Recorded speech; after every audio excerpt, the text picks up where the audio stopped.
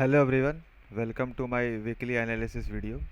इस वीडियो में मैं आपके साथ शेयर करूंगा जो मैंने इस वीक में ट्रेड लिए हैं और कुछ पिछले वीक के स्विंग पोजीशन जो मेरे रन हो रहे हैं और नेक्स्ट वीक के नेक्स्ट अपॉर्चुनिटी क्या क्या हो सकते हैं। तो पहला मेरा एक ट्रेड है और DPY में, जो कि मैंने पिछले वीक में इसी वीक में लिया है। और वो मैंने टेक्निकल अगर देखते हैं यहाँ पे, तो डेली पे अगर जाते हैं इसका, तो डेली पे तो बहुत ही ज़्यादा बुलिश ट्रेंड में था ये। 4 आवर पे मैंने इसका एंट्री प्लान किया है।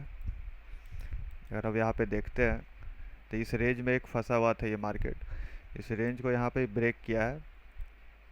इस रेंज को ब्रेक करते हुए ये सपोर्ट, ये रेसिस्टेंट था, इसको एज ए सपोर्ट एक्ट किया। तो मैंने इसको यहाँ पे प्लान किया है। और यहाँ पे ये 50 मूविंग एवरेज का भी सपोर्ट आ रहा है और 100 का भी सपोर्ट आ रहा है। तो कहीं इस एरिया से हम मेरा ट्रेड हो सकता है कि रिवर्सल ले, चांसेस तो यही है, या फिर यहाँ से भी रिवर्सल ले सकता है। तो ये मैंने ट्रेड लिया था एज ए टेक्निकल के बेस पे। और फंडामेंटल इसका अगर हम लोग देखते हैं तो फंडामेंटल में हम लोग यहाँ पे देखेंगे इसका। फंडामेंटल के लिए हम लोग एज फाइटर यूज करते हैं।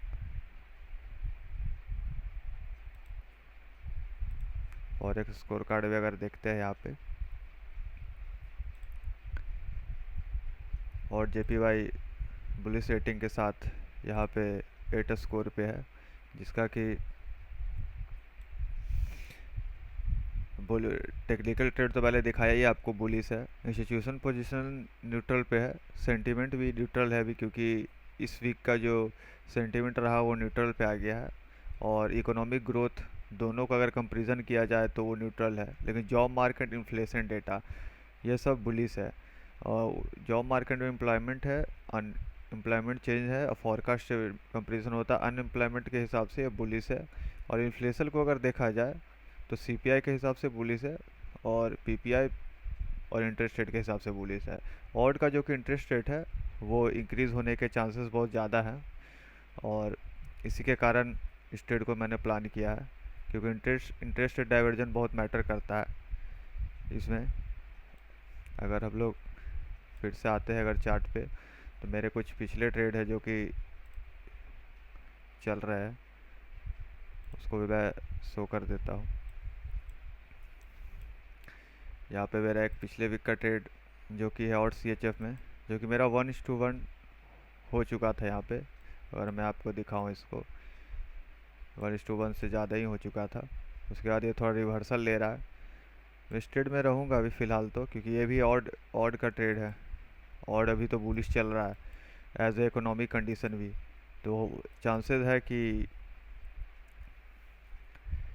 इस सपोर्ट से कहीं ये 50 EVA का सपोर्ट आ रहा है, 50 मूविंग एवरेज का यहाँ पे इस एरिया को एज ए सपोर्ट एक्ट करके, या 100 का मूविंग एवरेज का सपोर्ट एक्ट करके यहाँ से निकल सकता है। तो चांसेस है कि ये ट्रेड निकलेगा। और GP ऑड है, एक बार ट्रेड प्लान कर रखा है जो कि है मेरा, वो तो ऑलमोस्ट TP के आसपास आ गया था, वो भी एक रिवर्स हो रहा है। यहाँ पे एक एरिया है, या तो ये ब्रेक इवन के आसपास से ही कहीं से रिएक्ट करे। ये 2 ट्रेड्स मेरा चल रहा है अभी, जो कि मैं आपको दिखा भी देता हूँ।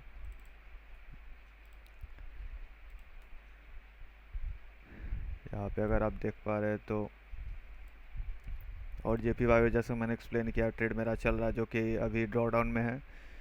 GP और भी मेरा ट्रेड चल रहा है जो कि अभी लिटिल बिट प्रॉफिट में चल रहा है। और ये सब 1:1, 1:1.5 लेके ये से रिवर्स किया है। और CHF, ये 3 ट्रेड मेरा फ़िलहाल चल रहा है। अगर नेक्स्ट अपॉर्चुनिटी का बात करते हैं तो फ़िलहाल देख लेते हैं कि एज फाइंडर में कौन कौन से और सेटअप कुछ आए हैं नया कि नहीं। अगर टॉप सेटअप पे जाते हैं,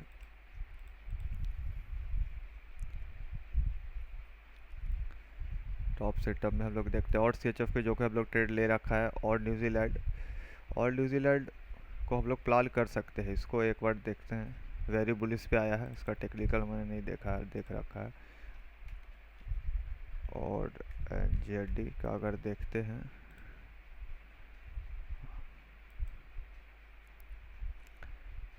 यहाँ से एक एरिया ब्रेक डाउन हुआ था, एक एक रेसिस्टेंट यहाँ पे आ रहा है, रेसिस्टेंट था तो वो इसको तोड़ा है, तो ये एज ए सपोर्ट आ रहा है। फिर में हम लोग यहाँ पे लगाएंगे, अब फिर भी यहाँ लगेगा क्योंकि यहाँ से अग्रेसिव मूवमेंट आया है इस एरिया से, तो यहाँ से फिर लगेगा।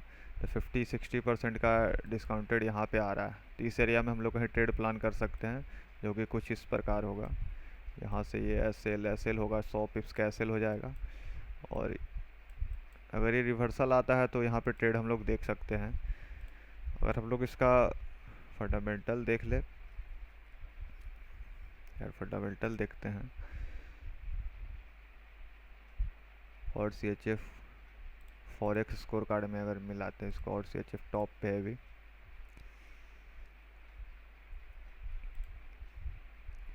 टेक्निकल इसका बुलिश है, कोर डाटा इसका न्यूट्रल है, सेंटीमेंट भी इसका बुलिश है, और इकोनॉमिक ग्रोथ भी बुलिश में है। Job market and inflation data ये सब बुलिश मिला के यहाँ पे 11 का रेटिंग बन रहा है।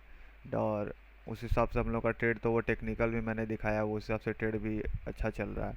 अगर हम लोग इसको कुछ और भी चीज़ें देख लें तो यहाँ पे अगर इको सरप्राइज इंडेक्स देखते हैं तो यहाँ पे हम लोग देख पा रहे हैं कि ऑड वेरी बुलिश पे है, सबसे ज़्यादा स्कोर ऑड को मिला हुआ है, क्योंकि ये इकोनॉमिकली बुलिश है।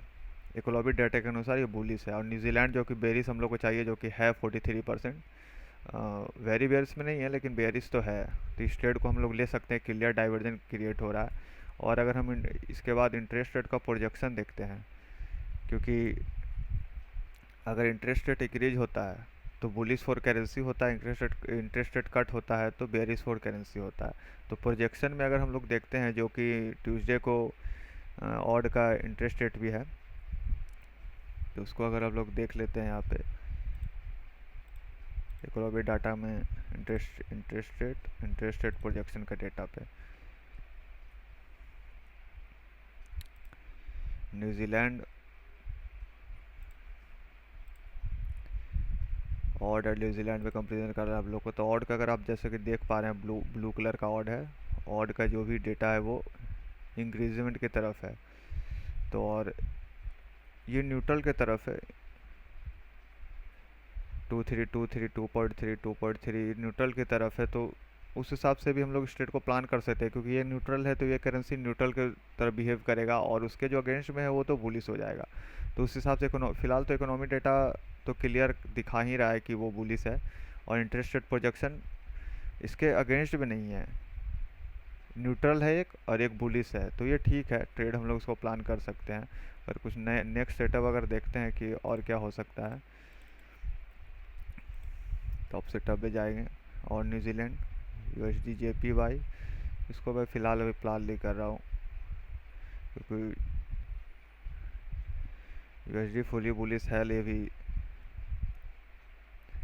जिस प्रकार से मुझे चाहिए, क्योंकि इसका इंटरेस्ट रेट USD का भी जो वो भी न्यूट्रल पे अनचेंज पे चल रहा है, तो कट होने का बहुत कम चांसेस है। और इसको अब चले जाते हैं हम लोग थोड़ा बेयरिश सेटअप पे, बुलिश पे। तो और बिटकॉइन को मैं प्लान अभी करूँगा नहीं, क्योंकि हाई रिस्क इन्वायरमेंट चल रहा है, कहीं भी मार्केट जा सकता है।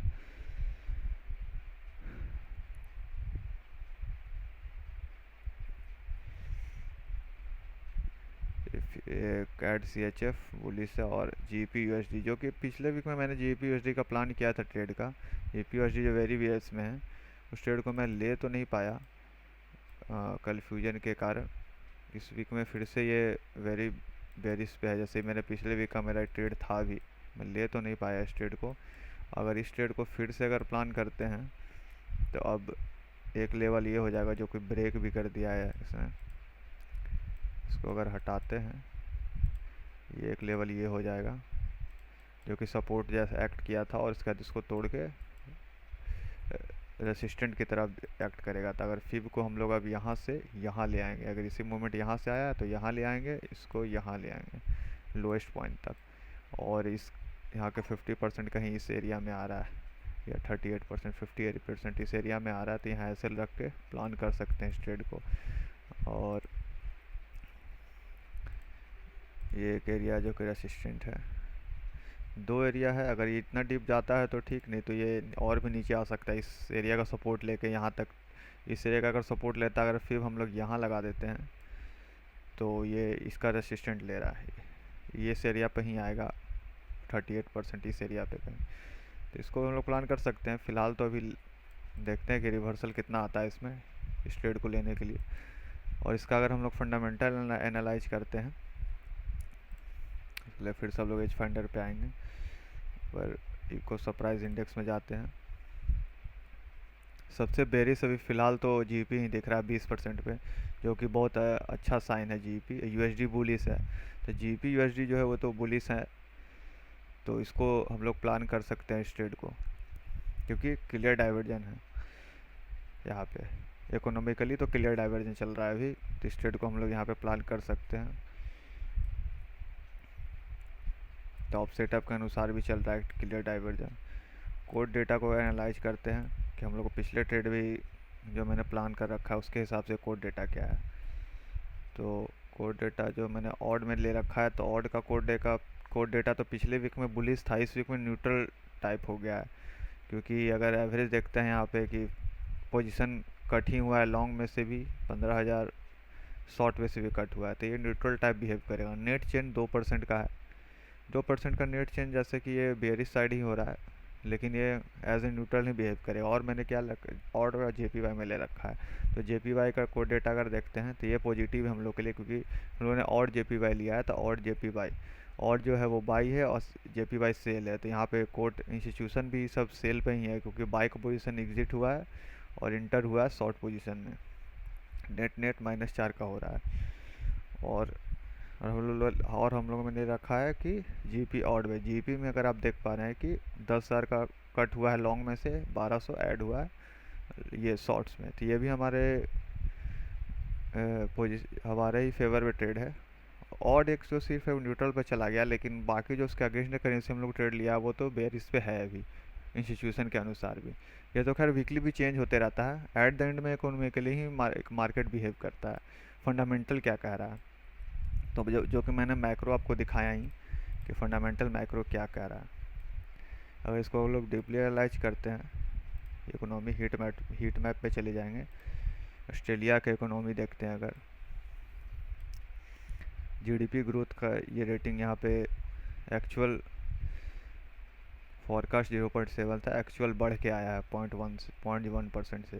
तो ये बुलिश फॉर ये ऑस्ट्रेलिया है। मैन्युफैक्चरिंग तो कटा है, मगर ये 50 के नीचे ले गया है, तो अंडर ग्रोथ पे तो नहीं गया है, ग्रोथ पे ही चल रहा है इसका मार्केट। सर्विस बहुत अच्छा आया है, 0.6 से बीट कर रहा है। और रिटेल सेल जो कि है वो भी 0.21% फोरकास्ट से इंक्रीज होके आया है। सीपीआई जो कि है 3.1%, ये यहाँ पे बेरिश दिखा रहा है, क्योंकि सीपीआई इन्फ्लेशन एक लिमिट तक ही अच्छा होता है किसी भी देश के लिए, जो कि एक लिमिटेशन है 2 से 2.5% का। अगर उसके आसपास रहेगा तो सही है। ये 3.8 है तो ज़्यादा है, मगर ये इन्फ्लेशन करेंसी के लिए बुलिश जैसा बिहेव करता है, इसलिए इसमें 3.8 ये तो ओवरऑल माइनस, ये यहाँ पे ये बुलिश एयू का ऑस्ट्रेलिया के लिए बुलिश जैसा बिहेव करेगा करेंसी के लिए। और यहाँ पे अगर आप देखेंगे स्टॉक के लिए तो बेयरिश बिहेव करेगा, क्योंकि इंटरेस्ट रेट अगर बढ़ेगा यहाँ पे, इसके कारण इंटरेस्ट रेट बढ़ेगा, क्योंकि सारा मार्केट में सबके पास ज़्यादा मनी हो गया है। अगर उसको इंटरेस्ट रेट कट होगा तो सारा मनी फ्लो करेगा बैंक। इंटरेस्ट रेट बढ़ेगा तो सारा मनी फ्लो करेगा बैंक की तरफ, क्योंकि बैंक इंटरेस्ट रेट जब बढ़ाएगा तो सब अपना पैसा से इंटरेस्ट कमाना चाहेगा, क्योंकि सबके पास ज़्यादा पैसा है, तो वो सब डिपॉजिट करेगा। तो उस हिसाब से ये बुलिश दिखा रहा है। पीपीआई न्यूट्रल है। अनएम्प्लॉयमेंट भी कम ही हुआ है, 4.2 का था, जो कि 4.2 तो वो कट हुआ है। अनएम्प्लॉयमेंट डिक्रीज़ हुआ है, तो ये बुलिश फॉर एयू हो गया। ऑस्ट्रेलिया इस हिसाब से 83 का रेटिंग मिल रहा है इसको, जो कि वेरी बुलिश पे चल रहा है अभी ऑस्ट्रेलिया। और हम लोग अगर जेपीवाई को देखते हैं जो कि न्यूट्रल पे चल रहा है, तो 50-50 यहाँ पे क्लियर आप देख पा रहे हैं कि 50-50 है यहाँ पे। जीडीपी ग्रोथ बुलिश है, मैन्युफैक्चरिंग बुलिश है, रिटेल बुलिश है।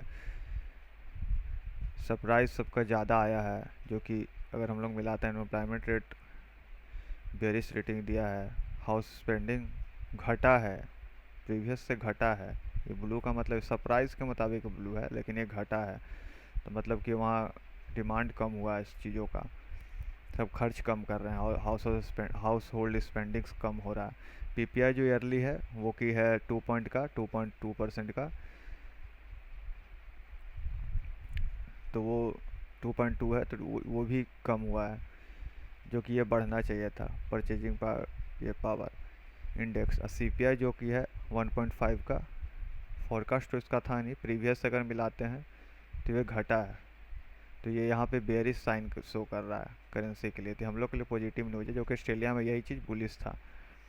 तो ये जेपीवाई ऑड का करेंसी इकोनॉमी हीट मैप है। इसी टाइप से हम लोग एनालाइज करते हैं मार्केट को, उसके बाद ट्रेड प्लान करते हैं। सिर्फ टेक्निकल पर ट्रेड कभी नहीं लेते हैं, सेंटीमेंट देखते हैं, इकोनॉमी फंडामेंटल देखते हैं, और टेक्निकल देखते हैं। ये तीनों जब एक साथ अलाइन होता है तो हम लोग ट्रेड को प्लान करते हैं। उससे पहले हम लोग इसको देखते हैं टॉप सेटअप। सबसे पहले तो हम लोग टॉप सेटअप ही देखते हैं। टॉप सेटअप में JPUSD का मैंने देख लिया।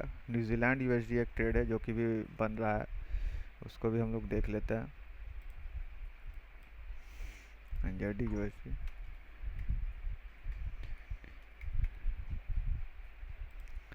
इससे पहले प्लान कर रखा है ट्रेड। टेक्निकल जो न्यूजीलैंड तो आपको दिखाया ही है कि बेरिश चल रहा है वहाँ पे, USD बुलिश है, तो इस हिसाब से ट्रेड यहाँ इस लेवल से मैंने फिब लगाया, इस लेवल तक अगर रिवर्सल आता है 38 या 50 के आसपास, तो यहाँ से हम लोग ट्रेड प्लान कर सकते हैं। ये एक सपोर्ट था, यहाँ पे इस सपोर्ट को ब्रेक किया है बहुत ही बेरिश मूवमेंट के साथ, और ये अब यही support as a resistant act करेगा। तो ये तो हो गया न्यूजीलैंड। और हम लोग टॉप सेटअप पे अगर देखते हैं,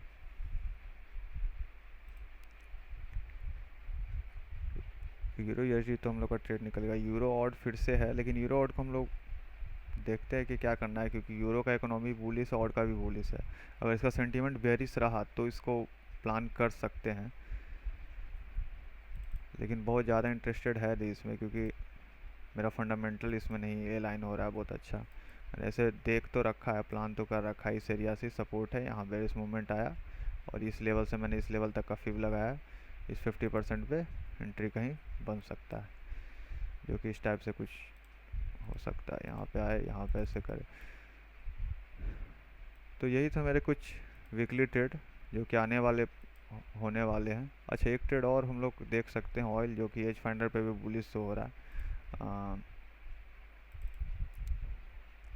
एज फाइंडर पे अगर जाते हैं, ऑयल 5 का बुलिश हो रहा है, लेकिन ऑयल का ट्रेड यहाँ हो तो रहा है बुलिश, लेकिन ट्रेड में स्किप करूँगा, क्योंकि देखिए न्यूज एक आया स्ट्रेट ऑफ हॉर्मुज में। Strait of Hormuz open to all but US Israel Iranian foreign minister ने कहा है कि स्ट्रेट ऑफ हॉर्मुज जो है वो सबके लिए ओपन है, बस US और इजराइल को छोड़ के। तो चांसेस है कि US ऑयल कल ड्रॉप ही करेगा। बुलिश रेटिंग तो है, कोड डेटा भी इसका बहुत ज़्यादा अच्छा था। कोड डेटा हम लोग इसका एक बार देख लेते हैं। उस हिसाब से मुझे इंटरेस्ट तो था इस ट्रेड में, मगर मैंने इसको स्किप करने का सोचा न्यूज़ देखने के बाद। तो कोड डेटा अगर US ऑयल का देखते हैं, यहाँ पे 39,493 पोजीशन ऐड हुआ है, यहाँ पे शॉर्ट से निकला है। 4% का नेट है, 70% लॉन्ग में ऐड हुआ है। तो इस हिसाब से मुझे प्लान तो था, मगर इसको मैंने स्किप किया क्योंकि ये न्यूज आ गया वीकेंड में संडे को।